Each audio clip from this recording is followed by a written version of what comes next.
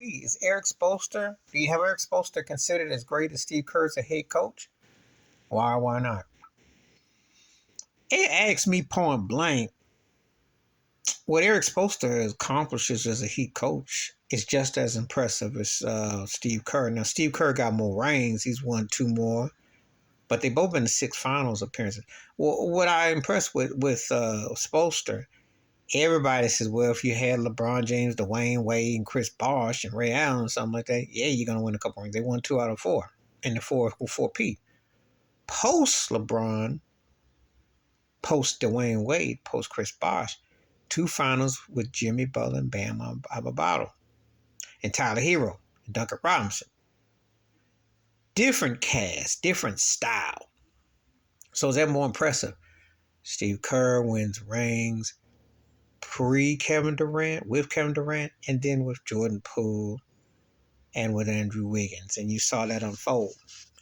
So I look at it and I think I'd say the talent level is the difference. Obviously, Steph Curry is one of the greatest players ever. I got him in my top 10 ever. I would debate anybody on that. He changed the course of basketball. If you change the game and you're considered great at something, you get a title behind your name. Oh, you're going to be mentioned as amongst the best ever because that's just automatic right there. And Lord knows everybody in the Mamba, the Miami Heat, then took a cue from Steph and Clay. They weren't no 3-point shooting team. I've been a Heat fan for a long time, and they had Glenn Rice, and you can go towards Ray Allen, etc.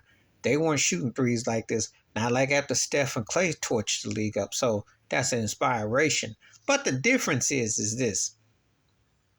I think Golden State gets kind of cute sometimes, and they get passive, and they kind of think they can just turn on the way they score. Whereas Miami's consistent. They all heart you, they all hustle, they all work you.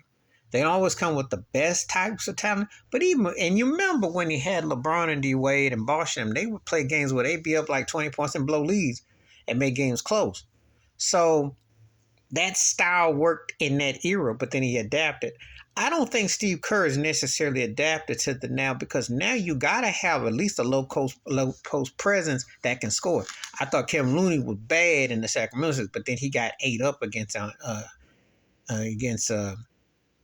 Davis, Anthony Davis. But Anthony Davis don't play like that all the time because Jokic ate that butt for lunch too. So Golden State.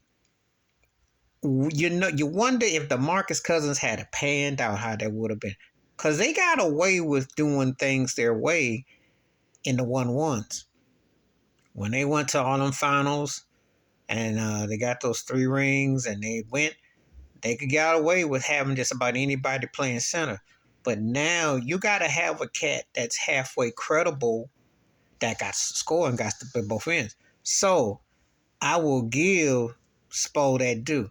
It's very closely contested. I would say I think he's just as good as Steve Kerr. It's just the rings is the difference. But I think what Eric Spoelstra has done, 6 finals appearances, past decade, these have been the 2 most impressive teams if you think about it from team standards, especially when you consider how Miami, with those people been hurt, that hasn't really panned out. Got Kyle Lowry in. You go into Eastern Conference Finals, you always repping. And you got to remember something, too, in his defense. Giannis Antetokounmpo is the best player, arguably. Him and Jokic are the best 2 players going in the NBA. So Giannis and Jokic. So they knocked Milwaukee out 2 times in the last 3 years. And they get to play Jokic. Now, on the other side, not too many people saw Golden State winning the chip. They did say, yeah, it might have a run again. But didn't really see it. They kept because Clay got seriously hurt, Draymond's antics and being older, and you just never know how Wiggins is going to turn out. And of course, you saw how Jordan Poole unfolded. So, it's close. It really is because I think Spoelstra gets more details. I think Kerr would like to be more detailed. I think they both got pros and cons to their styles of coaching. Obviously, who wouldn't want to have Steph Curry? Because He is a force unto himself.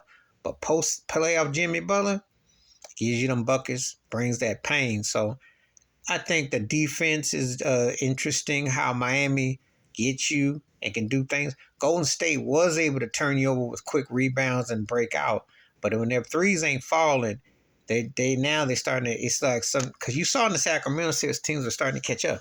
Whereas with Miami, they can send a Gabe Vincent at you, Caleb Martin at you, can beat you. Duncan Robinson, you forget. Tyler here wasn't even playing. So it's interesting.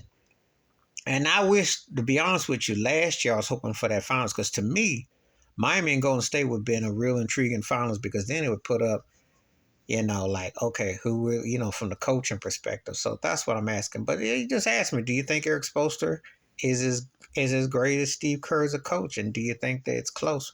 Please hit like, subscribe, work on thoughts, comments, and I do respond. Thank you. Wash your hands, keep your mind clear, watch out for another. Share the video if you want to. I think it's an interesting discussion. I'm out.